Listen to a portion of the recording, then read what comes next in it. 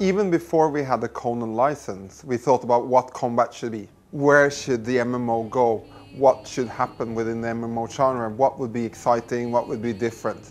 And one of the things we wanted to do was to make a more involved melee engine. It's more real-time than most other games because we did move away completely from the auto-attack system. It is very much focused on player-controlled combat, so you actually need to make every swing you do. Age of Conan is far more fast-paced and dynamic. You can't underestimate anyone or anything in the world.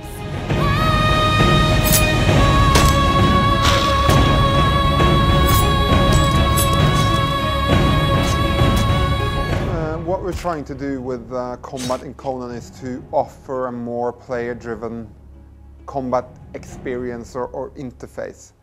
When I'm saying player-driven, I mean that the player skill has something to offer, not only the character's abilities. Combat in Age of Conan was always meant to be a real-time proposition, moving away from the auto-attack systems of past games. It's meant to be able to hit multiple mobs at once, so you're never fighting just one opponent at once, you're always getting the rush coming at you. In general, it's a lot more fast-paced than the standard MMO types of combat systems. Between player collision, movement, knockbacks, area of attack, splash damage, the coordination elements are really a step up when compared to what players might be used to.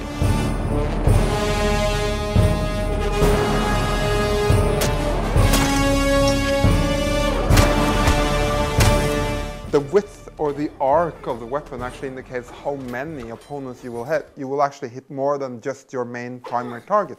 The bigger the weapon, the further away you can stand, and the bigger splash damage you will have, or the wider arc you can hit within. We have an active system where you evade or parry or block based on whether you miss an attack or whether the monster misses against you.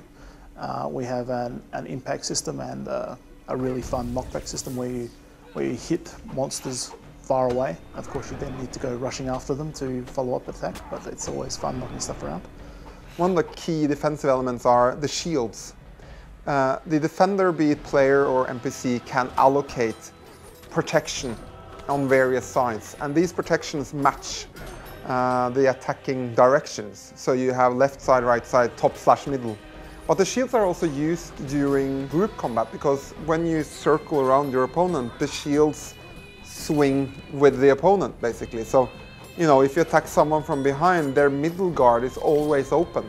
That's where you should drive down all your hits, when you're behind your opponent.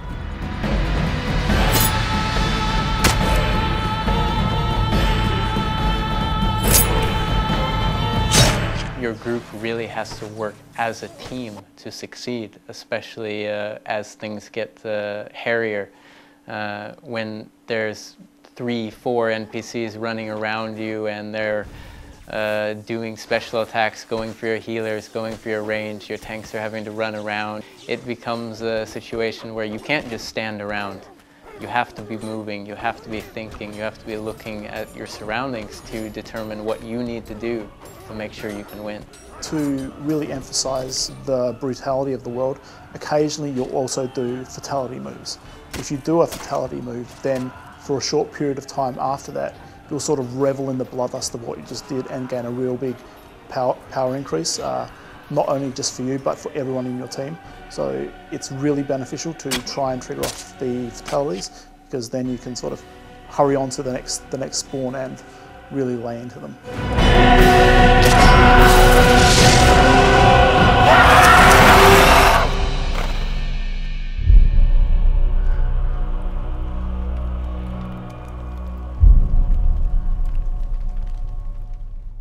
Obviously, the combat system is very brutal, and we don't want it to be anything other than that. It's always meant to be like visceral feedback as to what you're doing.